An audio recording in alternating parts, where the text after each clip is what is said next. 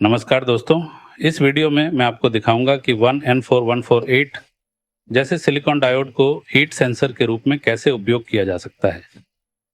आप न केवल अपना खुद का हीट सेंसर सर्किट बनाना सीखेंगे, बल्कि PIC12F675 माइक्रो कंट्रोलर की प्रोग्रामिंग के बारे में भी जानकारी हासिल करेंगे। कोड की हर एक लाइन को विस्तार से समझाया जाएगा ताकि आप आसानी से समझ सकें। तो चलिए शुरू करते हैं। सबसे पहले हम एक 1N4148 डायोड लेंगे और इसे इस जिप सॉकेट में इस तरह से कनेक्ट कर लेंगे। फिर हम 10 किलो ओम का रेजिस्टर लेंगे और उसे इस तरह से जोड़ेंगे।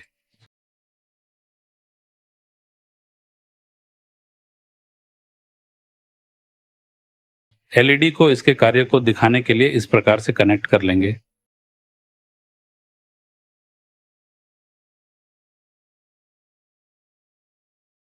अब सर्किट तैयार है। आइए इसे बैटरी से पावर देते हैं।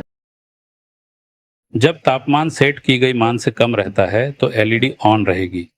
मॉसफेट या रिले का उपयोग करके आप हाई लोड को नियंत्रित कर सकते हैं।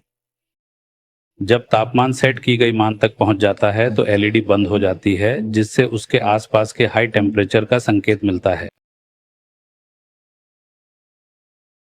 आइए सर्किट को समझते हैं। 1N4148 डायोड की डेटा शीट के अनुसार forward biased voltage drop 0.7 volt जो तापमान पर निर्भर करता है।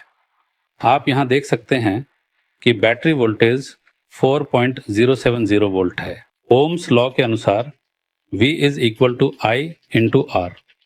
सर्किट में कुल वोल्टेज 4.070 वोल्ट है, इसलिए रेजिस्टर और डायोड में वोल्टेज ड्रॉप का सम अप 4.070 वोल्ट तक होना चाहिए। इस छोटे मल्टीमीटर में आप जो दिख रहे हैं वह है द वोल्टेज अक्रॉस 10 के रेजिस्टर। तो इस डायोड में वोल्टेज ड्रॉप होगी बैटरी का कुल वोल्टेज माइनस वोल्टेज अक्रॉस 10 के रेजिस्टर। इस प्रकार फॉरवर्ड बायस्ड वोल्टेज ड्रॉप होगी 4.070 माइनस 3.525 के बराबर, जो कि 0.545 वोल्ट है।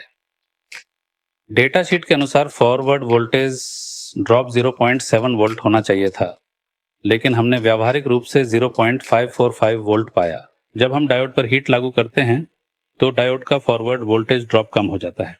ऐसा तापमान के साथ डायोड की बैरियर पोटेंशियल घटने की वजह से होता है। जैसे ही डायोड का फॉरवर्ड वोल्टेज ड्रॉप गिरता है, रेजिस्टर पर अधिक वोल्टेज बढ़ता है। अधिकांश सिलिकॉन डायोड के लिए फॉरवर्ड वोल्टेज का यह तापमान गुणांक आमतौर पर -2 मिली वोल्ट पर डिग्री सेल्सियस से -2.2 मिली वोल्ट पर डिग्री सेल्सियस के आसपास होता है। इसका मतलब यह है कि तापमान में प्रत्येक डिग्री सेल्सियस की वृद्धि के लिए फॉरवर्ड वोल्टेज ड्रॉप लगभग -2 मिली वोल्ट कम हो जाती है। 1 डिग्री सेल्सियस के लिए हमें लगभग 2 मिली वोल्ट मिलता है।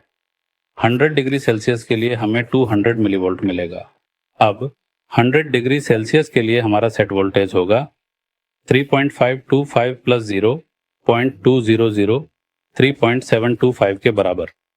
हमें 100 डिग्री सेल्सियस के लिए अपना आवश्यक सेट वोल्टेज मिल गया। अब हम ऑपरेशनल एम्पलीफायर या माइक्रो कंट्रोलर का उपयोग करके अपना नियंत्रण सर्किट बना सकते हैं। यहाँ मैंने माइक्रो कंट्रोलर का उपयोग किया। तो चलिए कोडिंग भाग पर चलते हैं। Const unsigned int ADC threshold 1 is equal to 925। ADC threshold 1 यह एक कांस्टेंट मान है जिसे 925 पर सेट किया गया है। यही वैल्यू आपकी टेम्परेचर को सेट करता है। यहाँ पर टेम्परेचर को 88.5 डिग्री सेल्सियस पर सेट किया गया है। यदि ADC वैल्यू इस थ्रेशोल्ड से कम होती है तो एक विशेष क्रिया की जाती है। I और K ये इंटीजर वेरिएबल्स हैं जो लूप्स और काउंटर्स के लिए इस्तेमाल किया गया है। ADC वैल्यू यह वेरिएबल ADC रीडिंग्स के कुल मान को होल्ड करता है और प्रोसेसिंग के बाद क्यूमुलेटिव वैल्यू को स्टोर करता है। रीड ADC अनसाइंड 4 चैनल यह एक फंक्शन है जो निर्दिष्ट ADC चैनल से एनालॉग वैल्यू को डिजिटल वैल्यू में कन्वर्ट करता है। ADCON 0 bitwise and is equal to 0xC5।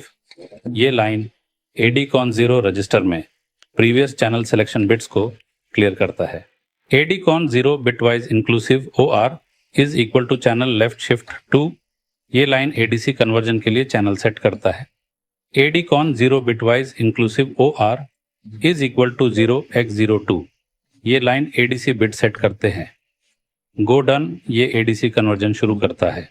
While ADCON 0 bitwise and 0x02 return ADRES H left shift 8 bitwise inclusive OR ADRES L। इस line में ADC परिणाम के high ADRES और लो ADRES L हिस्सों को मिलाकर 10 बिट का परिणाम बनाता है और उसे वापस करता है। वॉइड मेन ये है मेन फंक्शन और इसे बॉडी भी कहते हैं। ANSEL is equal to 0x01। इस लाइन से GP0 pin 7 of micro controller को एनालॉग इनपुट के रूप में कॉन्फ़िगर किया गया है। ANSEL रजिस्टर यह नियंत्रित करता है कि कौन से पिन एनालॉग इनपुट हैं। 0x01 का मतलब है कि पहला पिन GP0 एनालॉग इनपुट है। CMCON bitwise inclusive OR is equal to 7। इस लाइन से माइक्रो कंट्रोलर की कंपैरेटर को डिसेबल किया गया है ताकि वे ADC ऑपरेशंस में बाधा न डालें। TRIS IO is equal to 0x01।